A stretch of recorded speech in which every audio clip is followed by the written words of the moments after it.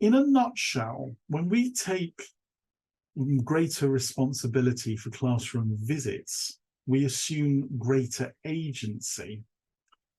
And this leads, I think, to sustainable professional development.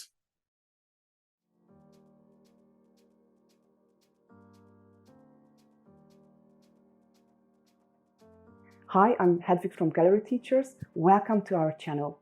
If you are an English teacher or considering becoming one, make sure that you subscribe to our channel and hit the notification bell for a weekly TEFL teaching tips.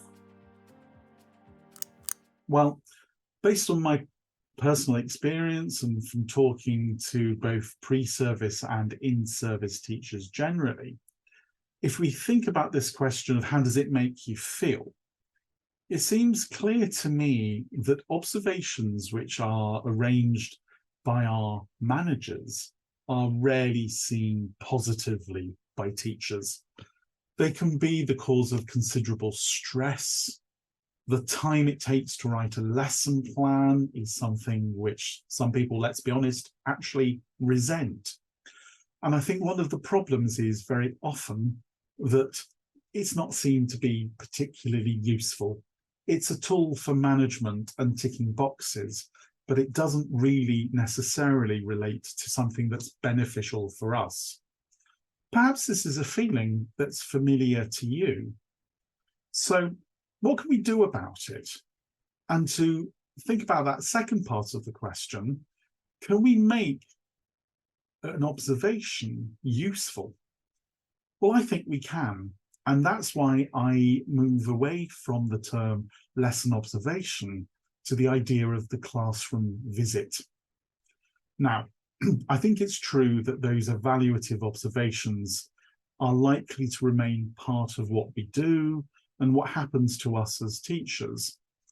But nevertheless, there are steps which we can take to turn this round from a source of negativity and stress and to make the classroom visit an opportunity for something much more positive. Positive in terms of our response to it emotionally. You never know, you might even start to enjoy it, but also in terms of usefulness, something you can benefit from. So, for example, if when our manager approaches us and tells us that this event is going to take place, is there an opportunity to negotiate with them details of that visit? The negotiation may be in terms of when it takes place and how the observation visit takes place, who is involved. Perhaps you could have a peer come in rather than a manager, or perhaps you could do both. But I think most importantly, and probably easiest to negotiate, is the focus of that classroom visit. If an evaluative performance observation is required, there is no reason why you can't ask your manager to also focus on a particular aspect of your teaching that you would like focused feedback on in order to help you to develop and to improve. In a nutshell, when we take greater responsibility for classroom visits, we assume greater agency.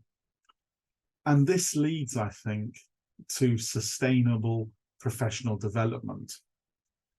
In a nutshell, if we become more aware of the potentiality of the classroom visit, how we can make it directly beneficial to us in terms of what it may look like, and how we then design it in dialogue with that visitor, both in terms of what happens as a meeting before and after the visit, I think we are much more likely to benefit from it as individuals, to grow as professionals, and that's the usefulness, but also hopefully remove some of the stress, and therefore in terms of our feelings, make a more positive experience for everyone involved.